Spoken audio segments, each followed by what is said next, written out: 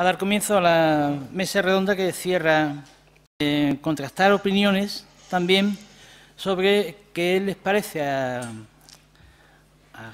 gente experta, conocedora de la ciudad, de Cádiz, y al mismo tiempo activistas culturales en la ciudad, lo que planteamos en el curso. Nosotros el curso lo planteamos, como saben ustedes, para debatir sobre el diálogo entre el patrimonio histórico y urbano y los cambios que se van produciendo en la ciudad o que se han producido en la ciudad en general, y queríamos debatir también sobre qué ocurría en la ciudad de Cádiz.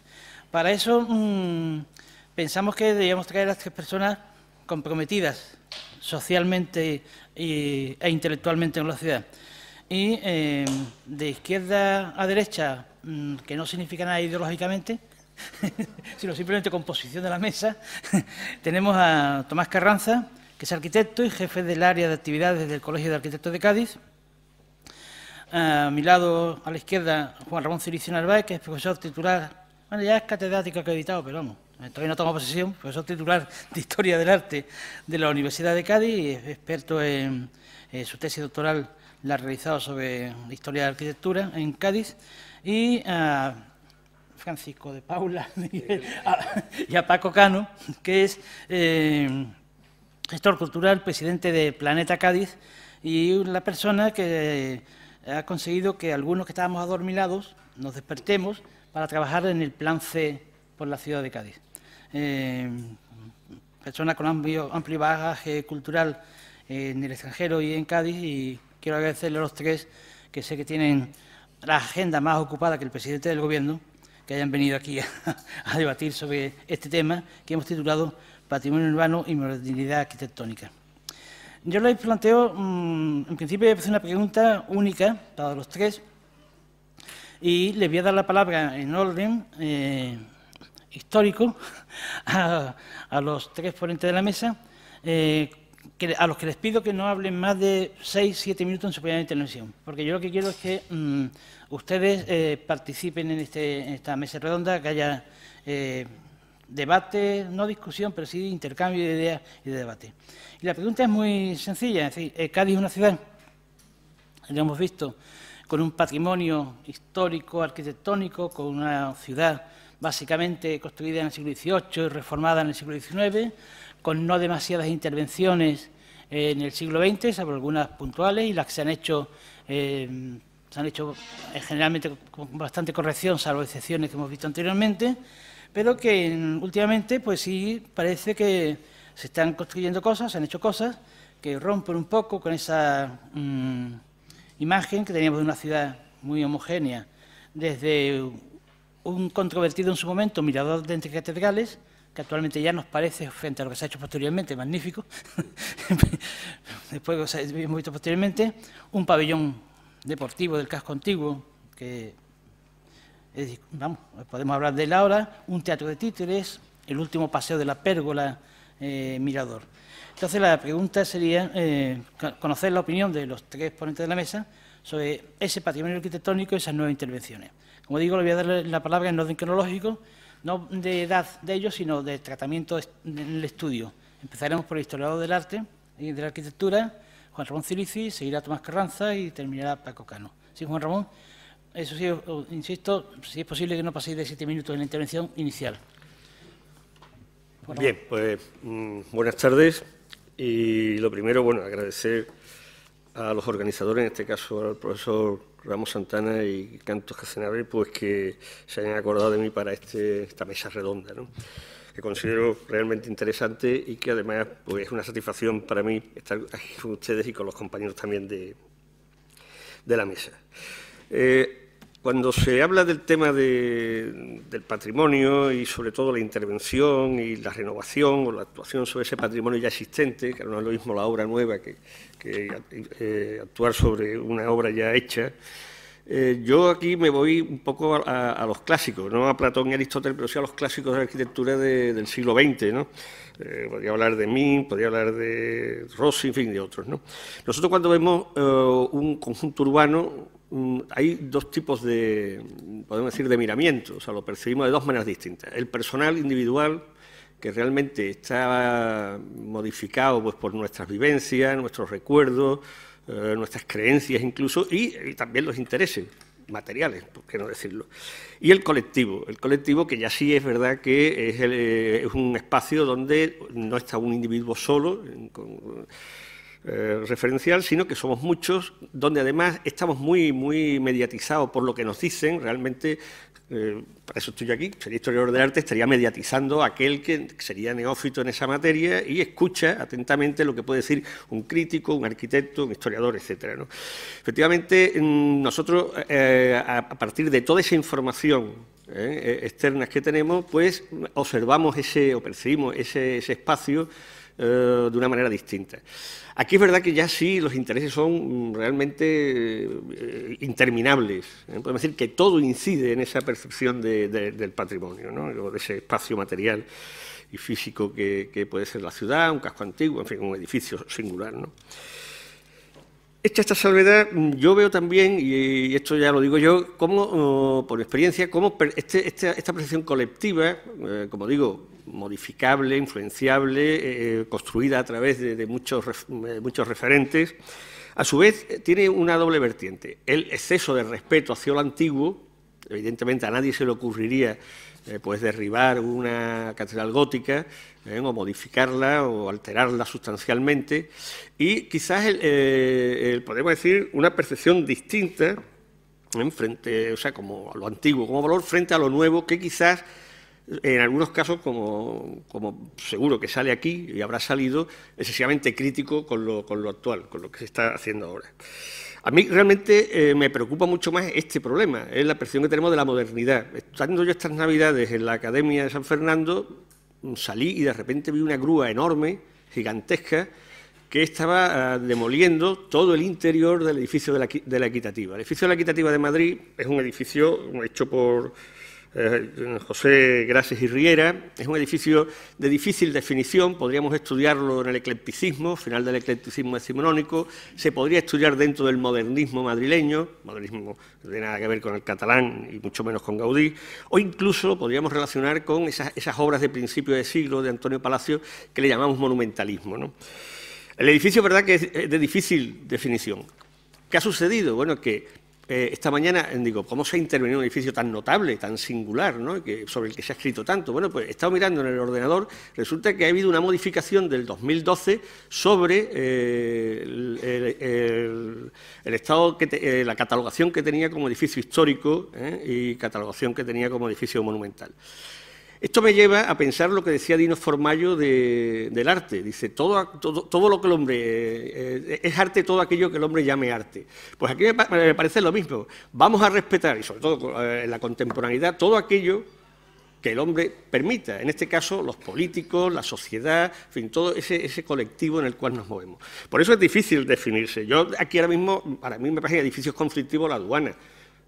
Edificio en el cual nos hemos enfrentado en la ciudad dos grupos, claramente, uno a través de su conservación y otros que se prefiere que se derribe, o la visión tan negativa, sobre todo a nivel de comentario, que tuvo el Hotel Atlántico una vez que se abrió al público, ¿no? Sobre todo exteriormente, ¿no? O, como se ha dicho aquí, yo le llamo el Mirador de Santa Bárbara o el Mirador Bárbaro, ¿no? O sea, son edificios controvertibles, pero al final piensen ustedes que se valorará aquello que a la sociedad gaditana o a la sociedad madrileña le interese, porque para derribar un edificio solamente hay que cambiar la norma, y eso lo hacen 4 individuos en un despacho. Le paso la palabra a otros. Tomás.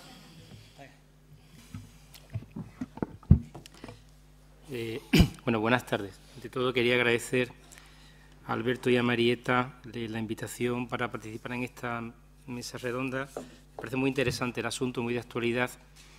Y a mí, en aras a intentar, primero, cumplir con el tiempo que nos han marcado y después, por mi experiencia en este tipo de actos, a mí me gusta siempre empezar, quizás dejando encima de la mesa una serie de reflexiones que me van a permitir, si no les importa, que en aras a ser exacto pueda ir medio leyendo, porque me interesa que ustedes se queden con esta opinión que yo lanzo y, por supuesto, después la debatamos, adecuadamente o correctamente con el tiempo que ustedes quieran. Me gustaría empezar la intervención haciendo un recordatorio de un texto que leí no hace mucho tiempo, en el que Rafael Moneo, que es una persona creo que de todos conocido, es un arquitecto muy representativo de la arquitectura española actual, decía Rafael que en la medida que la arquitectura es responsable de la forma de las ciudades, es también ella, la arquitectura, la que da pie a introducir el concepto de continuidad, concepto que nos ayuda a entender cuál debe ser la respuesta al mundo de lo ya construido, mundo en el que están implícitos a un tiempo el reconocimiento de la realidad que fue el pasado y la anticipación de lo que será el futuro. Aquí acaba la cita, que yo enlazo con que continuidad que no conservadurismo. Yo creo que la ciudad permanece y cambia un tiempo, así debe ser.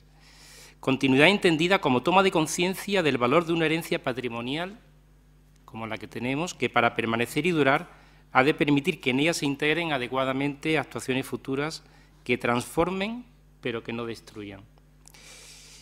Y yo creo que es precisamente en este intento siempre difícil y complejo de incluir en el mundo recibido el nuestro para convertirlo en un nuevo escenario, que es de lo que se trata, es donde se hace necesaria la adecuación en la respuesta del arquitecto. Adecuación, que es un concepto que a mí cada día me interesa más. Es una palabra llena de significado, como veremos ahora, y que conviene desgranar. La actuación en la entraña de ciudades históricas con un alto valor patrimonial, como es el caso que nos ocupa, está claro que añade a la dificultad que siempre tiene diseñar un objeto arquitectónico un mayor grado de complejidad derivado de las propias consideraciones que establecen las preexistencias. En este sentido, no hay mejor principio para alcanzar esta adecuación, para adecuar nuestra respuesta como arquitectos, que partir de un profundo conocimiento del tejido urbano sobre el que se interviene, aprehendiendo en profundidad el material arquitectónico sobre el que se actúa.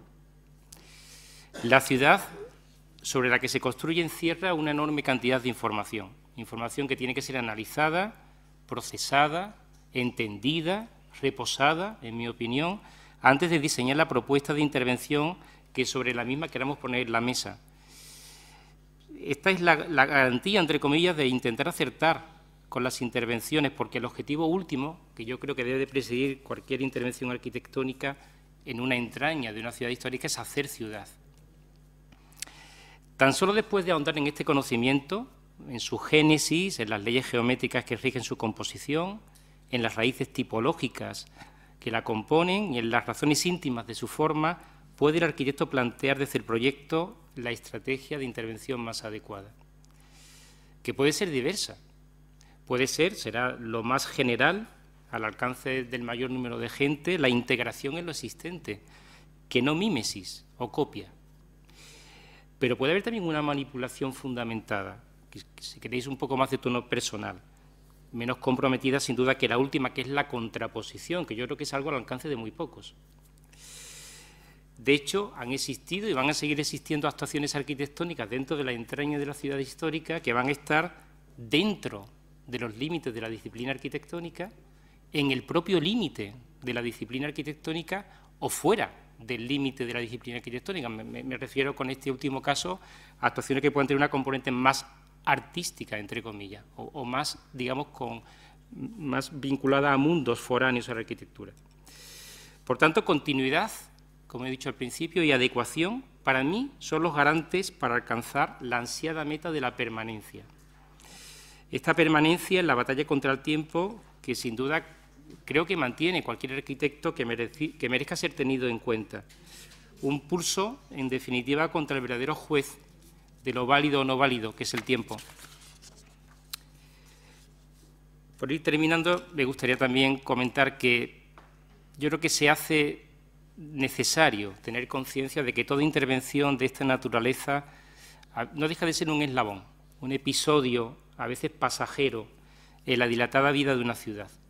Consideración que conduce inevitablemente, yo creo que a la adopción de una actitud prudente y humilde para evitar hipotecar un desarrollo futuro de la ciudad. En mi opinión, la clave de una intervención moderna en una ciudad histórica, modernidad entendida como aquello que mantiene su valor por encima de las modas, debe estar anclada en los valores seguros de la adecuación y la continuidad, como acabo de decir. Y estos valores yo creo que encuentran un cimiento común en la tradición. La tradición es ese hilo conductor que va enhebrando las diferentes corrientes históricas, los diferentes estilos. Yo creo que, en el fondo, es un poco como el crisol de aquellos valores que se mantienen vigentes y que están siempre detrás de las grandes obras. Tradición que, en mi opinión, al final siempre entronca con los valores implícitos de un clasicismo entendido en clave de racionalidad. Esto es, una postura que defiende la proporción, la solidez del material, la austeridad, la corrección, la atemporalidad. Pienso que la buena arquitectura insertada en la ciudad histórica no necesita gritar para ser oída. Más bien debe saber callar, dar un paso atrás, insinuar, guiñar, subrayar, poner en suerte, para que sea la verdadera protagonista, que es la ciudad, la que hable. La nueva arquitectura, la que podemos introducir en la ciudad histórica, debe enmarcar, señalar la presencia y entresacar los valores presentes en la vieja ciudad, evitando, creo yo, caer en la tentación de competir con ella, buscando siempre esta conciliación deseada entre la observación de su carácter y las nuevas exigencias y necesidades derivadas de los nuevos tiempos. Saber, en definitiva, encontrar el tono adecuado para no interferir en lo realmente importante. Creo que he cumplido con el tiempo que pedías, Alberto. Muchas gracias. Muchas gracias, Tomás. Buenas tardes. Yo también quiero agradecer a Marieta y a Alberto la invitación y, sobre todo, el que me hagan compartir mesa con Tomás y con Juan Ramón, un lujazo. Yo sé que me habéis hecho hablar el último para que disienta y para que me pelee con lo que habéis dicho ellos.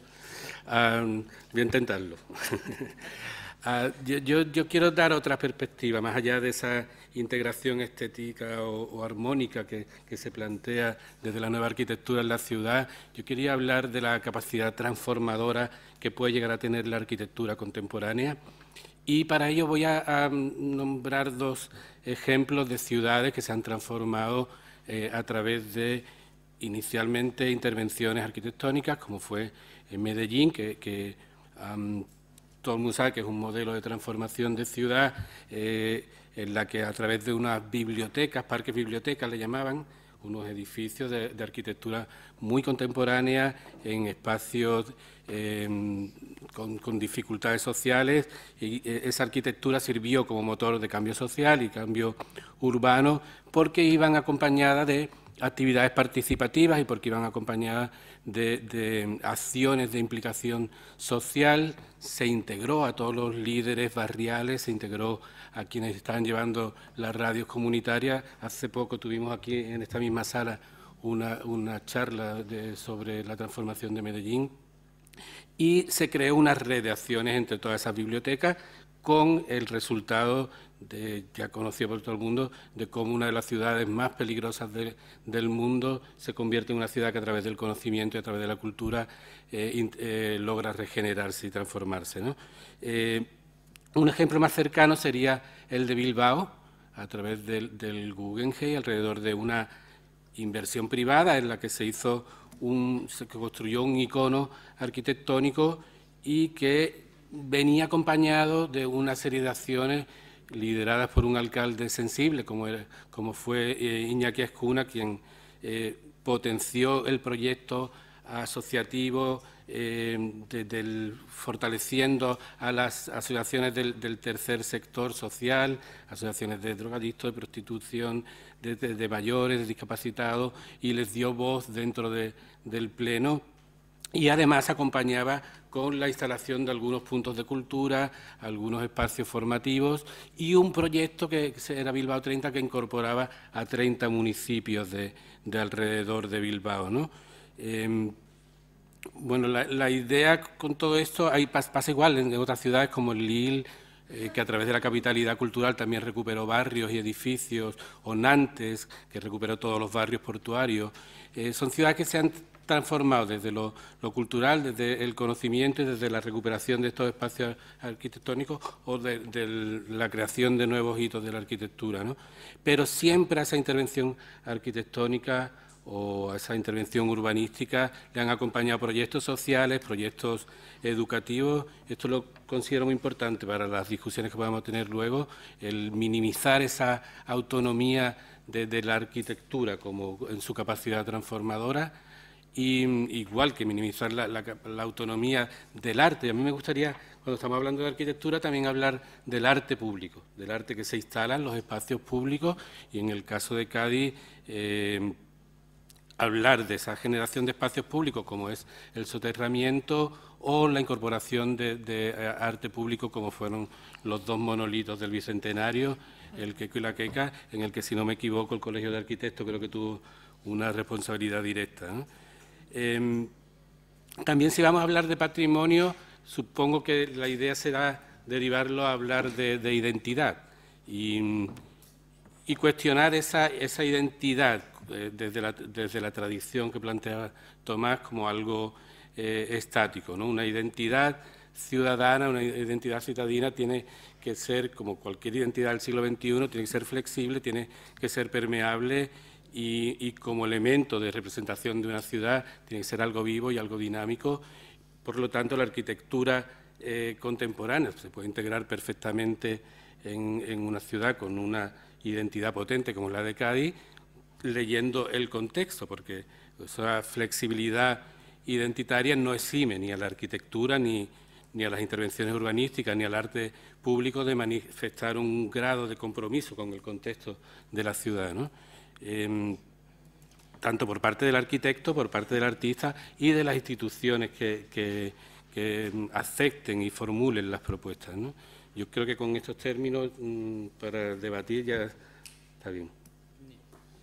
En este momento, el que quiera intervenir puede intervenir. De todas formas, a mí me gustaría, después de esta primera reflexión, me ha parecido interesantísima por parte de los tres ponentes, alguna concreción más. Y, por ejemplo, se me ocurre con algo que ha dicho Paco ahora mismo, que me parece que muchas veces se nos ha escapado. Es decir, en esta ciudad de Cádiz se ha celebrado un bicentenario, se ha celebrado una capitalidad cultural iberoamericana y ¿qué hemos sacado de todo eso?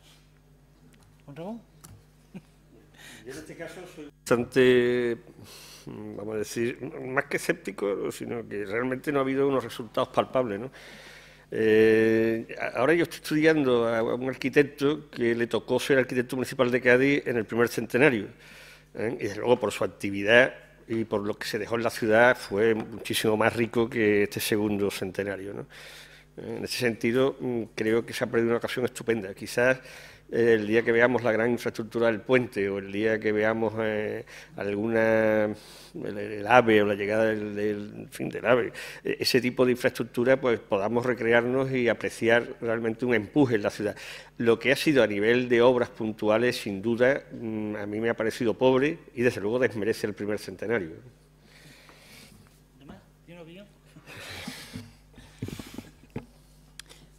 A nivel patrimonial, yo creo que la herencia, desgraciadamente, es muy pobre.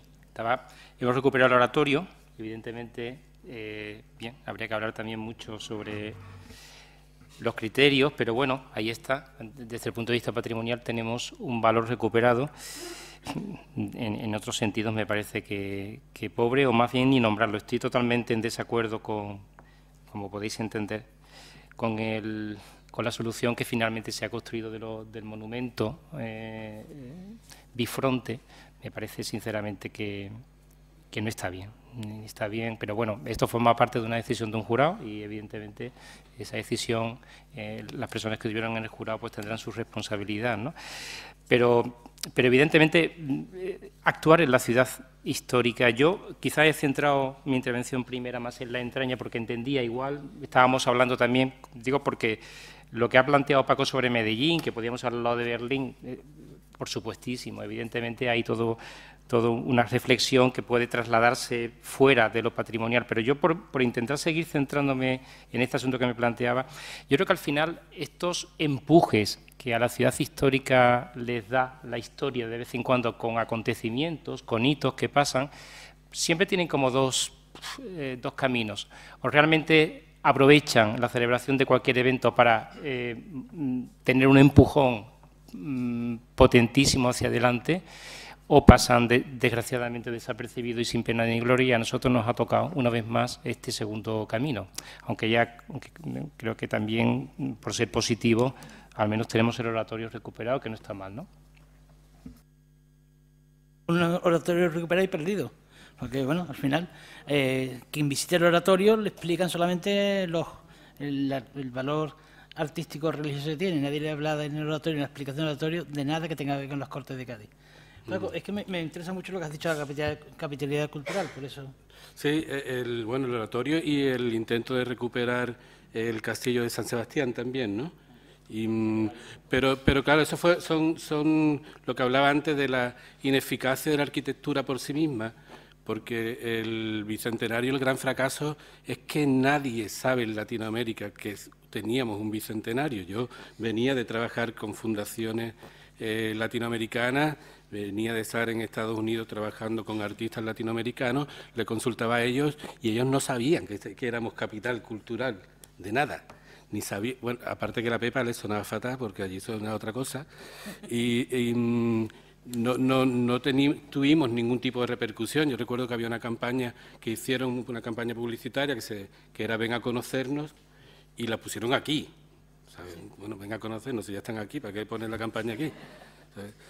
No tuvo ningún tipo de trascendencia fuera, no nos ha servido para transformarnos, para regenerarnos, no ha habido nada, y efectivamente el oratorio se ha perdido el acceso desde... Segundo, Alberto, pero Paco, más que ineficacia de la arquitectura, entiendo yo que es una ineficacia de la gestión urbana de la ciudad, ¿no? La arquitectura ha podido cometer, lógicamente, sus pecados cuando se hacen mal y en vez de ayudar tal, pero yo creo que aquí el problema no está tanto en la arquitectura, que apenas se le ha dado la oportunidad, creo yo, de que pudiera activar o pulsar el tejido, como en el caso de Bilbao, que ponías antes como ejemplo, que es clarísimo y es un icono, pero yo creo que aquí el problema ha sido de mayor calado, ¿no? O sea, quizá nos ha faltado una visión no solamente arquitectónica, como tú decías antes, los temas no son solamente arquitectónicos a la hora de resolver problemas, como lo que puede ser la oportunidad de dar un salto adelante. Hay un tema de sensibilidad social, de sensibilidad cultural, mucho más, digamos, ambicioso. Entiendo que la arquitectura forma parte de... Tienes toda la razón, suena muy absoluto la ineficacia de la cultura, de la arquitectura así aislado,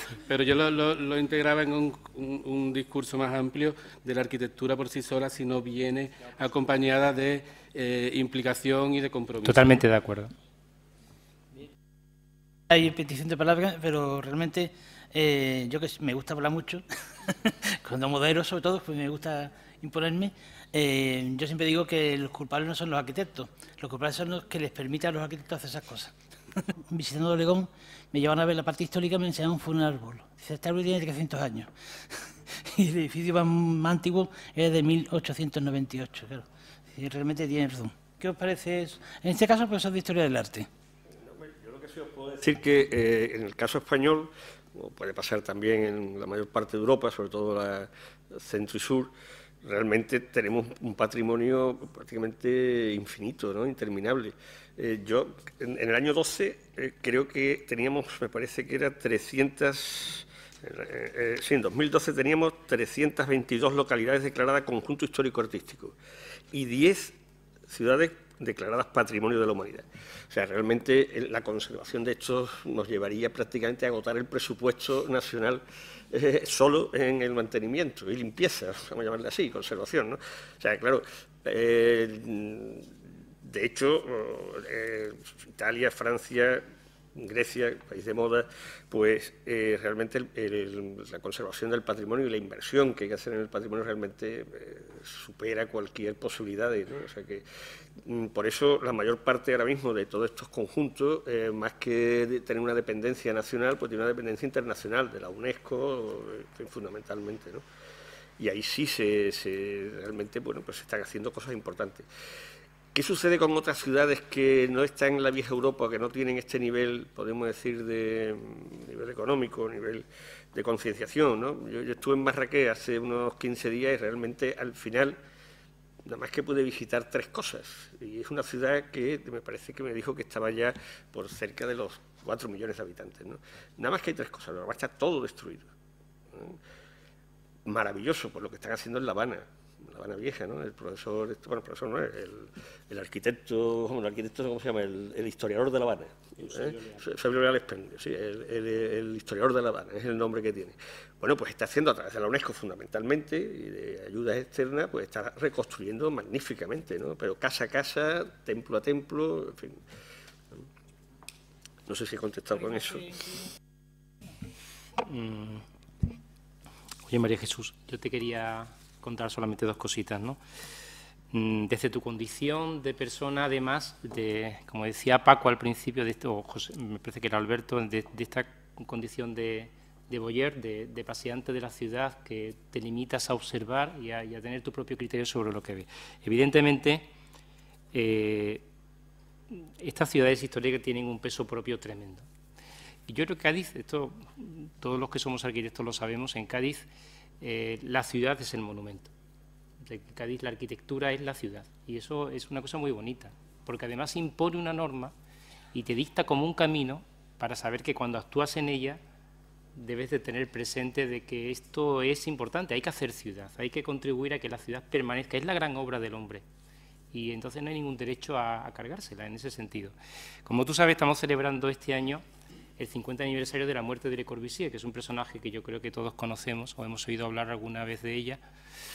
Y evidentemente la gran crítica que podríamos hacerle al movimiento moderno en la boca de Le Corbusier ahora mismo sería esta excesiva ampliación del concepto de la autonomía en la arquitectura que produjo su aportación urbana. Evidentemente se ha hecho mucho daño con y yo creo que con esta cosa tan cateta, con perdón de la palabra, de querer sacar pecho en todo lo que se hace por encima de todo. A veces el racionalismo, el primer racionalismo tuvo ese pecado, el pecado de hacerse notar, de no tener en cuenta aquello con lo que se codeaba, aquello con lo que se convivía. En el fondo era un maleducado, quiero decir.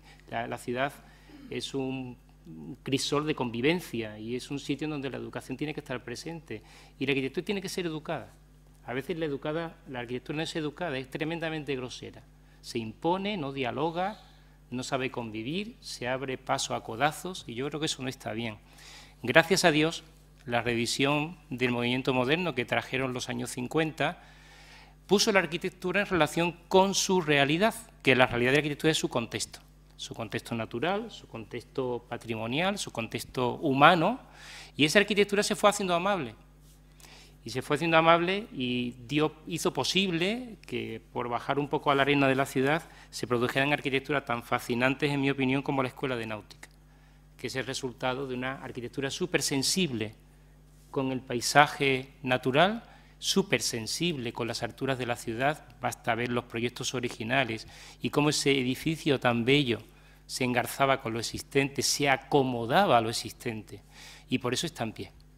Creo yo, ojalá pudiese seguir en pie, que ese es un debate que habría que también hablar, como Paco, como Alberto decía al principio, del tema de la etiqueta. Yo creo que este tema hemos también aprendido, a que la arquitectura tiene que aprender a convivir, ¿eh? Es más fuerte la ciudad, el papel de la ciudad en la historia que el papel de la arquitectura.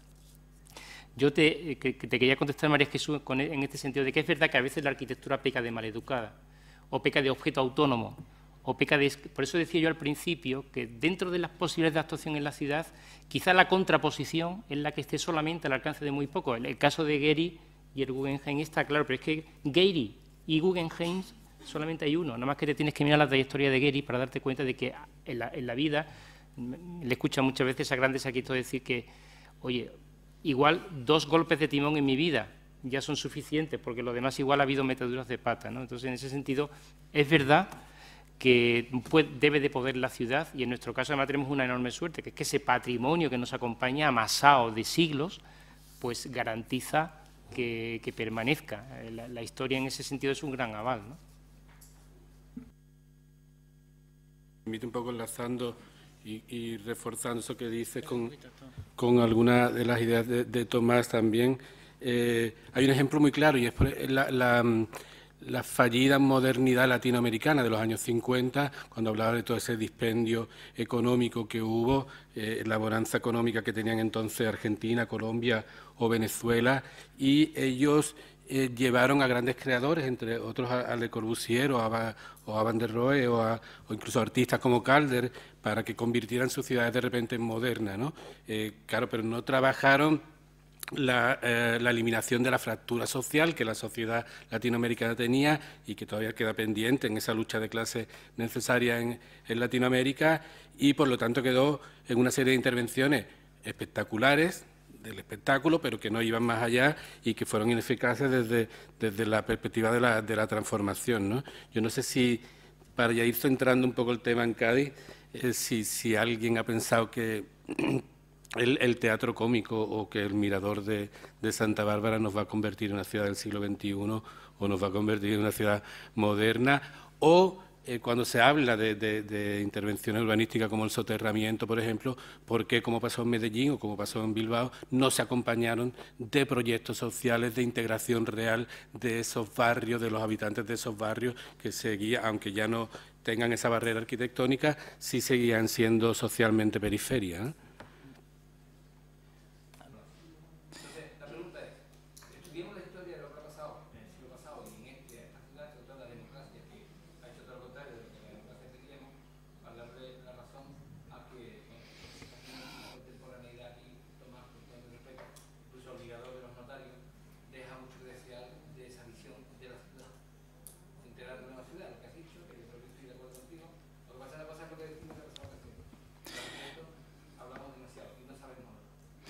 Bueno, Yo por alusiones me gustaría... sí, ahora mismo. Iba a decir que a mí me gusta hablar, pero me está dando pie. No, pero no voy a hablar ahora. Lo del debate de la ciudad sería un debate largo y amplio. Lo único que permito añadir antes de darte la palabra, Tomás, es que eso de que la sociedad hace ciudad es cierto, pero eso no significa que solo hay una parte de la sociedad que hace ciudad. En la ciudad la hace la sociedad completa y no una clase social de esa sociedad. Es un debate que nos llevaría lejos. Sí, no, solamente un par de reflexiones. Con independencia, José María, que podamos estar de acuerdo en cosas o no de acuerdo, hasta ahí podíamos llegar. Evidentemente yo no estoy de acuerdo contigo, José María. Yo creo que la arquitectura, como todas las disciplinas, posiblemente tendrá un 1% de gente cualificada para tirar del carro y cambiar de rumbos y un 99% de arquitectos que somos muy malos. Pero eso no significa que la arquitectura sea mala. Hay gente que ha marcado y sigue marcando caminos. Son los mejores. Y yo defiendo a esos arquitectos con uñas y dientes, porque son los que han hecho precisamente que la ciudad avance. Hablando de Cádiz, es que estamos bajando a un terreno, estamos hablando de demasiadas cosas y yo creo que al final nos estamos un poco diluyendo. Yo quería retomar lo de Ana antes. Esta es una ciudad heredada. Es una ciudad heredada que procede de un momento concreto, que por supuesto se dan las confluencias de una sociedad culta. Sin una sociedad culta no puede haber una ciudad culta desde el punto de vista también de la arquitectura, porque esa educación de la que yo hablaba antes es una educación que necesita de la cultura. Entonces, la sociedad que hizo posible Cádiz, que es la ciudad que tenemos heredada, porque si tuviéramos que analizar Cádiz desde la herencia que le hemos hecho, pues podríamos hablar de ese tema y podría estar bien. Seguramente habrá habido poquísimas actuaciones de interés, me parece que son muy pocas, pero hay que decirlas, que se han hecho. Yo sigo diciendo que a mí Náutica me parece una actuación fantástica en los años 70 en la ciudad, hecha por un arquitecto sensible, culto, y yo creo que preparado para actuar en una ciudad histórica, como fue Luis Martínez Laorga. Entonces, yo lo que sí creo es que no podemos perder de vista de que esta ciudad tiene unas características muy concretas.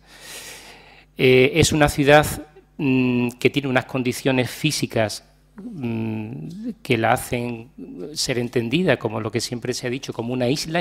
Es finita, es muy densa, la hemos recibido prácticamente como una foto finis.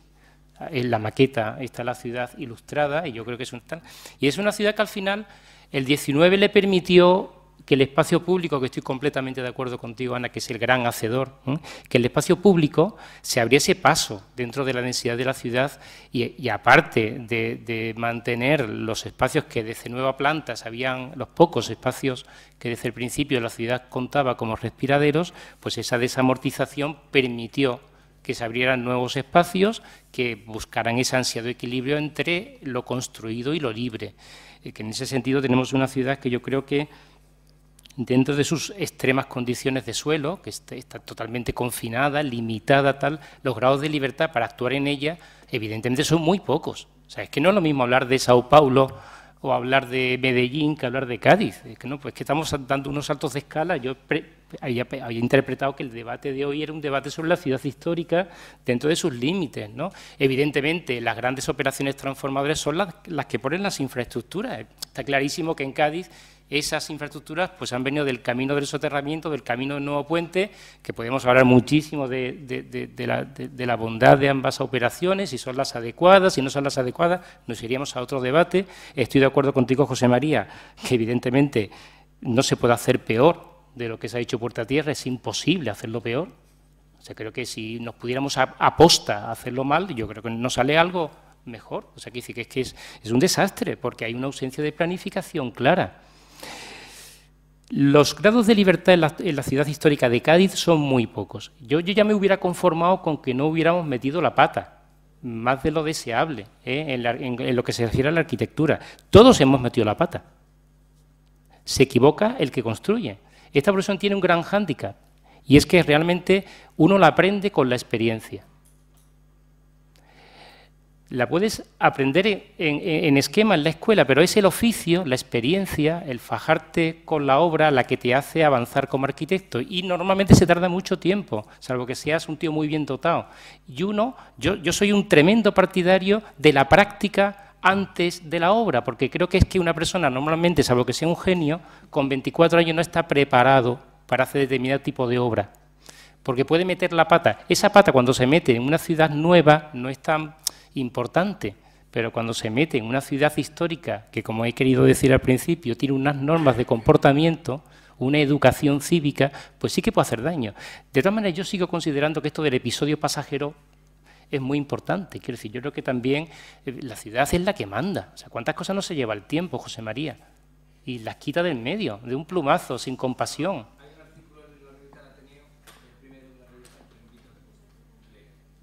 Nada, lo haré encantado. Pero lo que quiero decir es que yo sigo confiando en la fuerza que tiene la ciudad para quitarse del medio todos los raspapolvos que todos hemos hecho en la vida. Una cosa que le escuché hace mucho tiempo a un español, a un alicantino, hablando sobre, yo creo que es de las comparaciones más bellas que he escuchado hablando de dos realidades a ambas márgenes del charco, ¿no? Que es que la gran diferencia que existe entre este continente nuestro y estas ciudades que nosotros tenemos como referencia icónica en nuestra mente y estas ciudades del otro lado del Atlántico es la escala. Quiero decir, realmente todo en América Latina es mucho más grande. Los centros históricos tienen otros anchos de calles. Él decía con diversión, dice, aquí las luces entre pilares son de 4 metros, en América Latina son de 8. Aquí los árboles tienen 2/4 de tronco, en América Latina, bueno, hacía un poco de butad, pero en el fondo es eso. Y después la otra cuestión importante es la naturaleza, y la relación clima y naturaleza van de la mano, y clima y naturaleza en la ciudad histórica en Latinoamérica diseñan un hábitat diferente. El espacio público que tanto nos apasiona en América Latina tiene mucho que ver con eso. La gente vive en la calle. Aquí también vivimos un poco en la calle, pero depende también de la orientación y de la posición. Quizás siempre nos vamos a América Central como referencia y nos olvidamos de Chile, nos olvidamos de Argentina. Pero bueno, a lo que voy es que a mí lo que sí me parece que la naturaleza y la relación de la arquitectura con la naturaleza en América Latina mete una componente absolutamente novedosa y la escala también, el territorio, el poder contar todo lo contrario que pasa en Cádiz, con un territorio en el cooperar. Las grandes infraestructuras americanas siempre te sorprenden, ¿no? Respecto al tema de la ingeniería y la arquitectura, es un debate también, un viejo debate complicado de analizar en poco tiempo, pero yo creo que, hablando de arquitectos, nosotros como arquitectos formados en esta parte de Europa, yo creo que hemos perdido lo mejor que teníamos. Y lo mejor que teníamos es que en la formación que han tenido promociones anteriores a la mía, te hablo de estudiar arquitectura en los años 50, en los años 60 en este país, es que la formación tenía una componente técnico-cultural muy equilibrada. El arquitecto español era completamente distinto al arquitecto europeo en ese sentido. Por eso la media de lo que se hacía en España era bastante buena. La media de los arquitectos municipales que había en España en los años 50 era bastante buena. El número de meteduras de pata era bastante menor. Había una formación mucho más equilibrada. Yo creo que a partir de las promociones que han acabado arquitectura en la década de los 80, esto va en picado. Va en picado. Y esto es un gran problema. Es un enorme problema. Y es que además nada más que tienes que mirar lo que se produce para darte cuenta de ello, salvo excepciones siempre, por supuesto. La formación del arquitecto, en ese pulso lo hemos perdido con Europa. Nos han hecho hacedores de proyectos básicos, que es como hacedores de formas, y que después los ingenieros sean los únicos capacitados para desarrollarlas técnicamente. Esa es la gran pérdida de la arquitectura, ha sido esa. Esa doble componente técnico-cultural que tenía un arquitecto de peso, con independencia de que además la experiencia constructiva le hiciera crecer, es lo que yo creo que ha descabalgado la arquitectura ahora mismo en este país, ¿no? Bueno, pero es que en otros países ya existía, es decir, en otros países la arquitectura, lo que llamamos siempre desarrollo ejecutivo del proyecto, no siempre lo han hecho los arquitectos y en algunos países nunca, aunque por supuesto hayan estado encima de la coordinación. Entonces, este quedarse manco o cojo, como queráis llamar, tiene sus problemas y están teniendo sus consecuencias. ¿Cuánta arquitectura no se está haciendo que no está bien resuelta constructivamente y que el tiempo la devora, como va a pasar aquí en Cádiz, en brevísimo? Porque la arquitectura, yo creo que una de las componentes es la solidez, entendida como concepto, y no se pueden hacer arquitecturas frágiles, y menos en sitios comprometidos. O a lo mejor hay que hacerlas frágiles para que el tiempo las devore.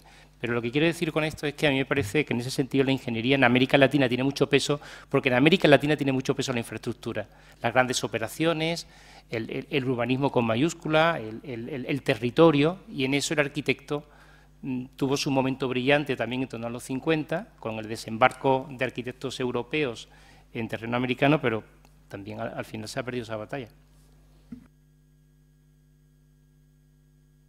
Comentar algo referente a Cádiz, si hacemos un poco de repaso histórico y sobre todo cuando nos referimos a lo que sería el espacio urbano, ¿no? O el urbanismo, como se ha citado aquí, ¿no? En este sentido, prácticamente todos los grandes movimientos que se han hecho han venido, en cierta medida, desde, podemos decir, de fuera, o sea, que la localidad, o por lo menos movimientos extralocales, ¿no? Aquí el esfuerzo colectivo nos ha llevado no ya solo a lo que se ha hecho en la ciudad, sino que ha venido, o ha sido sobrevenido, pues, por una serie de reformas legislativas, por una financiación también exterior y, sobre todo, por unas circunstancias históricas, ¿no? Aquí se ha citado el tema de la desamortización. Efectivamente, el urbanismo del interior de la ciudad, si no hay una legislación sobre las desamortizaciones bien definidas, no se hubiera tocado. Prácticamente no tendríamos ninguna plaza interior, solamente incluso la entonces pequeña triangular de San Juan de Dios, ¿no? El resto, pues, ha sido al amparo de esta reforma.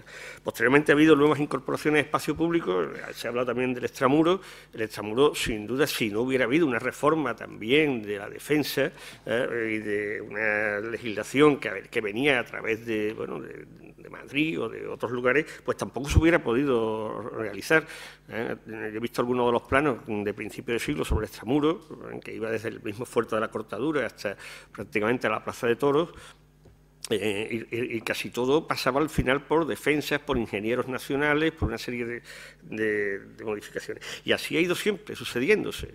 Lo último eran los terrenos estos, ¿cómo se llaman los terrenos estos? También periféricos y militares, como polémicos, zonas polémicas, todo este tipo de cosas se han ido incorporando a través de reestructuraciones que se ha ido haciendo a nivel del Estado. El mismo derribo de las murallas de Cádiz no es una cosa originaria de aquí. O sea, nosotros le damos mucha importancia porque realmente la ciudad crece y la ciudad se desarrolla una vez que se derriba, y además Segismundo Moré pues lo explotó bien políticamente, salió diputado pues muchísimas veces gracias a ese esfuerzo que desde Madrid hizo él en el Parlamento para que se derribaran las murallas. Pero es que si uno analiza lo que pasó en Sevilla y en otros lugares, son simultáneos. Ese Segismundo Moré pues sería otro, ¿no? Bien, claro, efectivamente, lo que quiero relacionar es cómo realmente cada vez que nosotros en la ciudad de Cádiz, por sus características, se ha intentado incorporar un nuevo espacio urbano, ha sido siempre a partir de normativas y de esfuerzos que han superado a la propia localidad, incluso a lo que sería el propio proyecto de la ciudad, ¿no?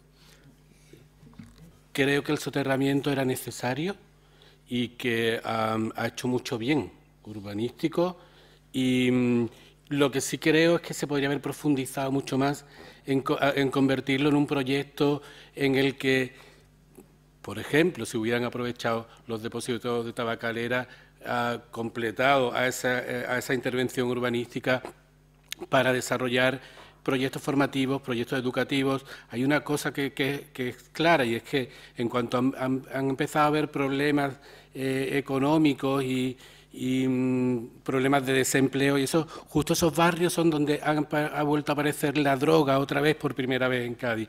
Es decir, no se ha integrado socialmente de una manera completa como hubiera sido deseable. La intervención absolutamente necesaria ha recuperado el contacto entre dos zonas que estaban con una barrera no solo arquitectónica, sino social muy potente, pero se debería haber acompañado de proyectos en los que tanto el tercer sector como las intervenciones educativas, formativas y culturales deberían haber tenido un protagonismo mayor y hubiera sido un proyecto redondo. Esa era mi idea sobre el soterramiento. Efectivamente quedará a la alcaldesa que le ha correspondido, que llevó a cabo esa reforma urbanística y que fue muy necesaria y que ha hecho mucho bien a la ciudad, eso sin duda. Pero yo creo que se podría haber completado cuando se incorporan compromisos, cuando se incorpora intención de transformación social, se podría haber completado el proyecto de otra manera. Eso es una matización. Sí quería hablar, porque al final estamos hablando de historia de la arquitectura o momentos históricos en Latinoamérica, de urbanismo, estamos hablando de sociología, que a mí también es la parte, como decía José María, que más me interesa, y recuperando lo que decía Ana, entender eso que la ciudad en su conjunto es un escenario de conocimiento, de cultura y de convivencia, y que los espacios públicos, por ejemplo el soterramiento, debe permitir que los ciudadanos socialicen su experiencia personal y su experiencia cívica y que se disfruten de emociones estéticas y que se pueda ejercer la convivencia, ¿no? Lo importante en muchos casos de esas intervenciones arquitectónicas, como decía José María, entre catedrales, es si el ciudadano se apropia simbólicamente de los espacios y lo asume como propio, o en el caso de los monolitos, que representan, yo creo que una historia de desapego y de desafección absoluta, y además pasó muy rápido, desde la indignación por su coste y por su estética fallida, a simplemente ignorarlos. La gente es que ni los mira, ¿no? Y yo en ese sentido creo que hay que, también para proyectos como el soterramiento, fomentar la participación de la ciudadanía, fomentar la participación de la audiencia cuando se trata de arte público, y entender que hay un sentido cívico en todo lo que hacemos en la calle, y hay un sentido social, y que más allá también de como objeto patrimonial, toda la arquitectura pública tiene que tener un sentido de servicio público, ¿no? Vamos a entender como bloque de ciudad, como bloque arquitectónico, a eso me refería. Cultura, entiendo yo, en mi humilde opinión, y la sensibilidad adecuada para haber leído como usted ha leído la ciudad. En Cádiz, lo que puede ser el poco vacío que queda entre lo construido, si el poco vacío lo ocupamos, en vez de ocuparlo de una manera inteligente, que es con la potencialidad de la persona que va y viene, si encima ponemos cositas que no tienen nada que ver con la personalidad de la ciudad, evidentemente lo que hacemos es un pan con unas tortas. Completamente de acuerdo con usted. Me parece una lectura brillantísima de lo que debe ser una ciudad. A veces el espacio público basta con limpiarlo de cosas, dejarlo para que cumpla su función casi de escenario, en donde se desarrolla la vida de la ciudad, y al mismo tiempo le da a la arquitectura su sitio. Me gustaría retomar una cosa que ha dicho Paco, que me ha hecho pensar en un tema que yo creo que al final, de los pocos grados de libertad que tenemos en una ciudad histórica, para poder pulsar, para poder empujar a que la ciudad, pues esta lectura tan bonita de la ciudad como una nube, ¿no? Que un día es de una manera y otro día es de otra, y viene empujada por cómo fue la nube el día anterior, ¿no? Que es el asunto del cambio de uso. Yo creo realmente que Cádiz, de los pocos grados de libertad que tiene, es una reflexión que tampoco ha sido precisamente brillante sobre el cambio de uso de los contenedores culturales, de los grandes edificios heredados del pasado. Yo creo que aquí también se ha puesto de manifiesto muchas veces, por un lado, la falta de cultura, y por otro lado la propia contraposición que muchas veces la contemporaneidad nos pone encima de la mesa, o la contradicción, mejor dicho. Yo creo que esta reflexión, yo decía al principio que para mí la adecuación, es fundamental, pero la adecuación también es fundamental a la hora de decidir qué cambio de uso o a qué uso se destina un contenedor que tú eras del pasado. Porque hay usos que conviven muy bien con el origen del edificio y hay otros usos que realmente se llevan bastante mal con el origen del edificio. Que un convento sea hotel parece bastante lógico dentro de una evolución tipológica.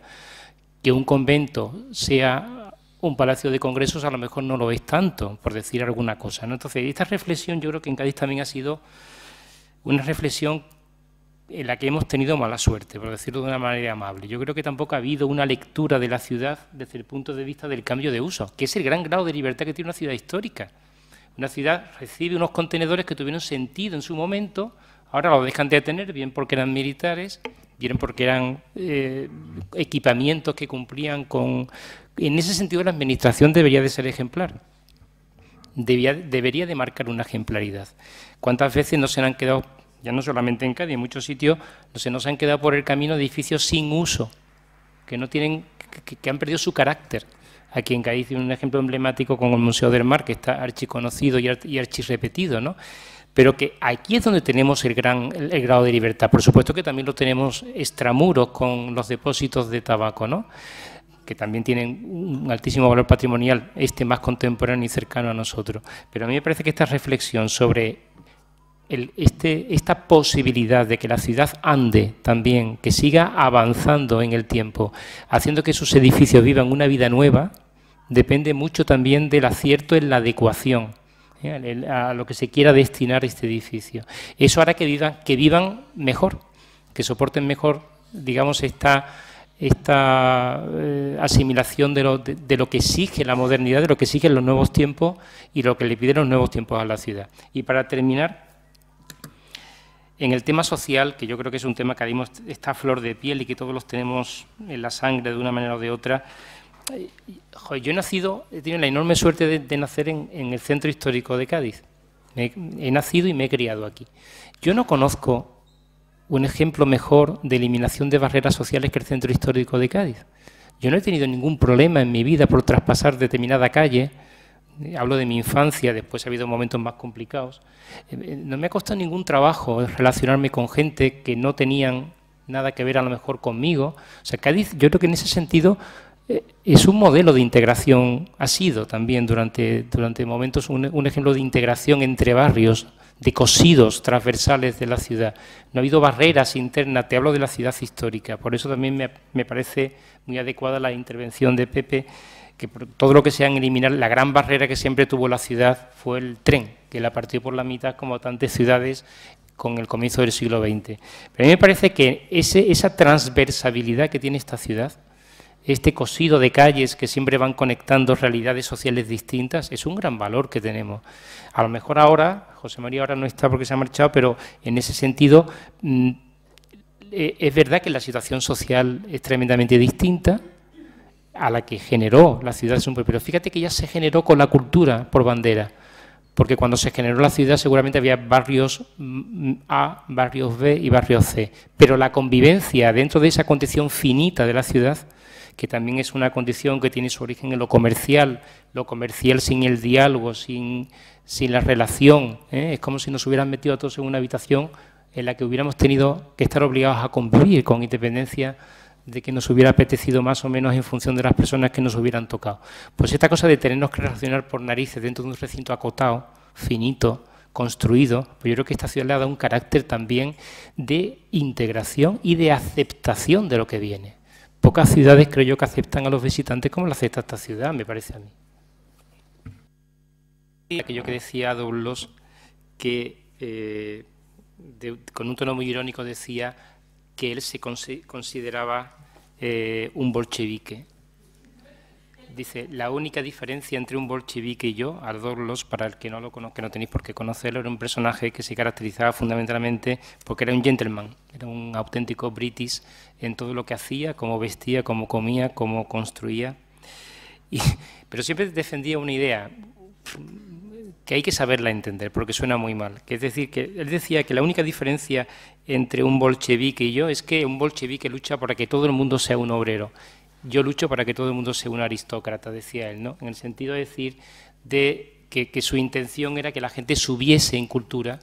Por eso se pasó muchos años escribiendo para reeducar a los habitantes de Viena, ¿no?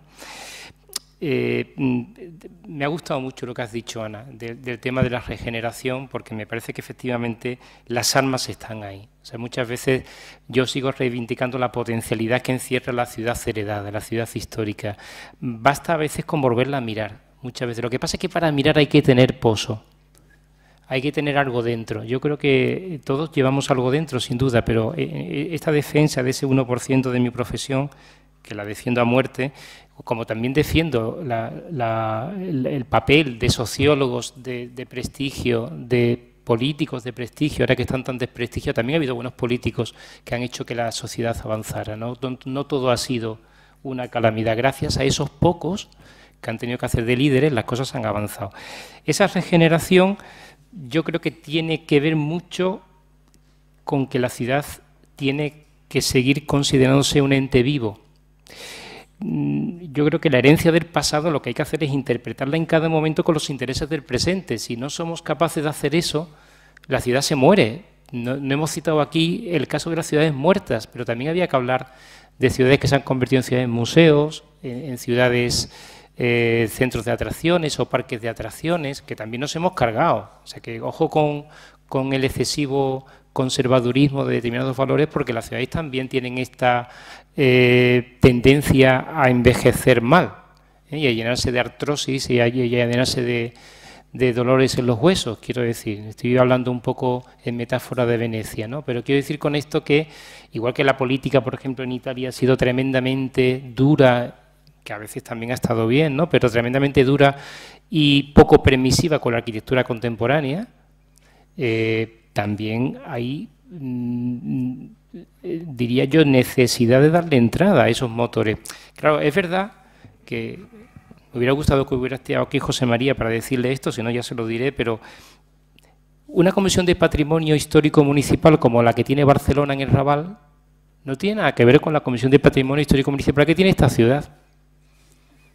La Comisión del Patrimonio Histórico Municipal, que es la que determina, por ejemplo, si una arquitectura de índole contemporáneo puede o no debe de introducirse, precisamente para activar, para pulsar, pues tienen a un artista de prestigio, a un poeta de prestigio, a un urbanista de prestigio, a un arquitecto de prestigio o a un, lo que queráis, de prestigio, que tenga algo que decir, o a un sociólogo de prestigio, que le invitan a ir desde diferentes puntos de España, acumulan los expedientes y ponen delante suya la situación y ellos miran con ojos cultos, disciernen con peso propio y después ponen encima de la mesa los pros y los contras de esto y después el arquitecto municipal o el concejal de turno hace con eso lo que entiende que debe de hacer.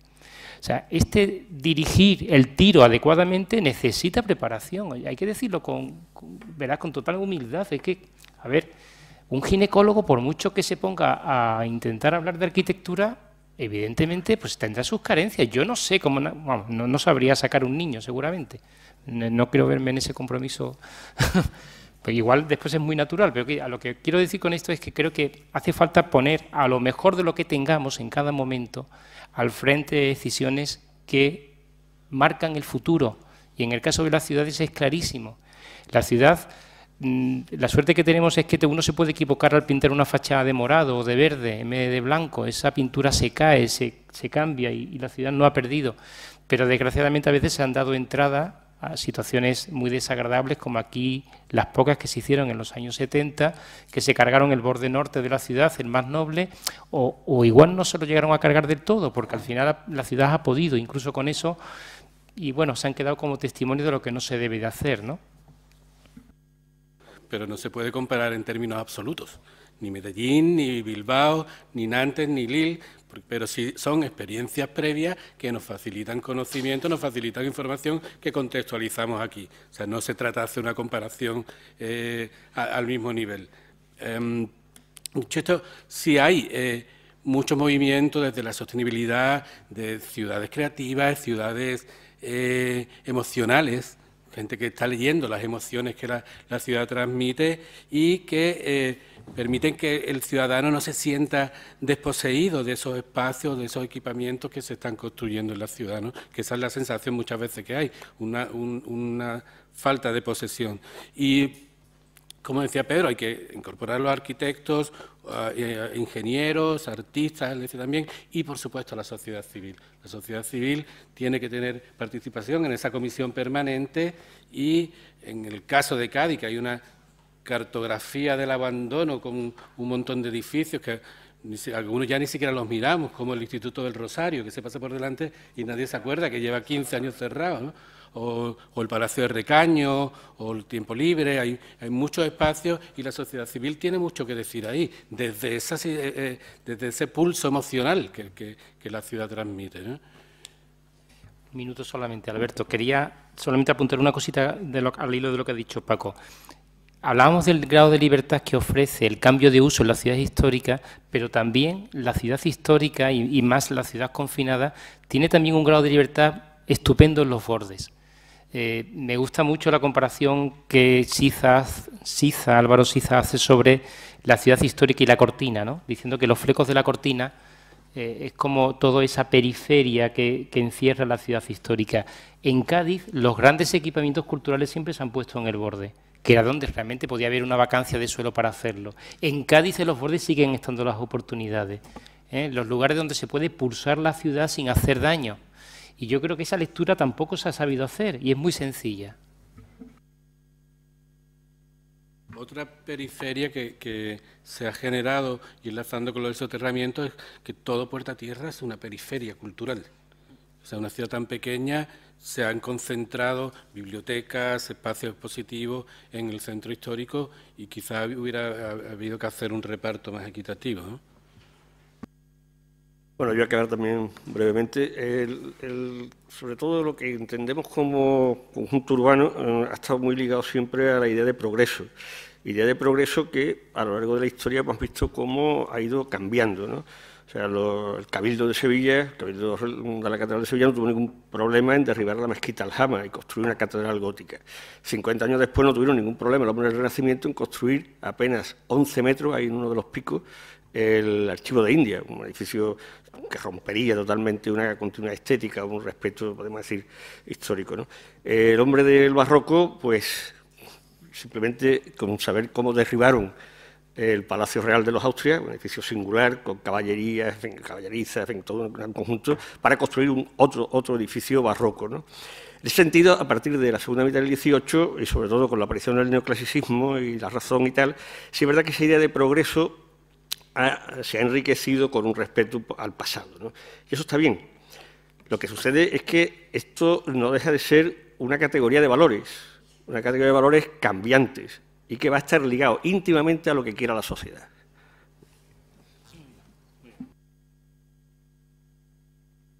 Mucho tiempo para más. Quiero agradecerle a los miembros de la mesa su amabilidad al venir a debatir. Quedan temas pendientes, así que en los próximos 5 o 6 años iremos haciendo cursos de verano sobre los temas pendientes, que espero verle a todos aquí para debatir los mismos temas. Muchas gracias y yo creo que se merece un aplauso, ¿eh?